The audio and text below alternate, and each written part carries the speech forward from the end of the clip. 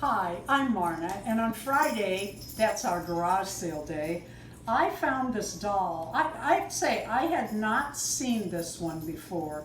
It is the 16-inch Disney Elsa doll, and she's very articulated, not at the ankle, but the leg bends twice.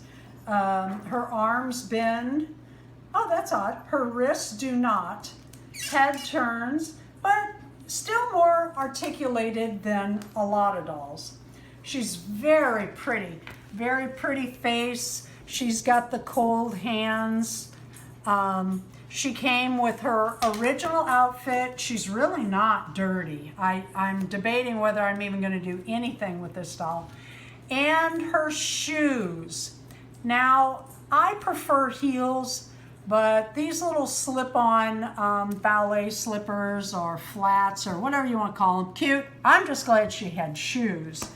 I like dolls this size. This is one of my favorite dolls. I have her out most of the time. I usually decorate her for the holidays. Should be wearing red, white, and blue for you know it. But I just wanted to show you this doll. I haven't done anything to her yet. I want to rebraid her hair. I don't know, I need to look at her and see what I decide to do about cleaning her up. Now, she is motion censored and she sings. And you can hear her trying. Can you hear that?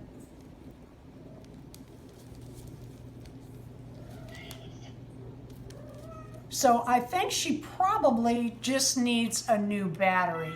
But truthfully, I don't care if she sings or not. It's cool, but I just thought she was a fun doll and a pretty doll, and I collect the 18 and 17-inch Barbies, as well as a Tonner doll and a Tiffany Taylor and a Jean doll. I'm going to get them all out soon, and we're going to do some comparing. Thank you for watching this video. Please like and subscribe. Let me know in the comments if you have one of these dolls in your collection and if you think she can change clothes with the 17-inch Barbie.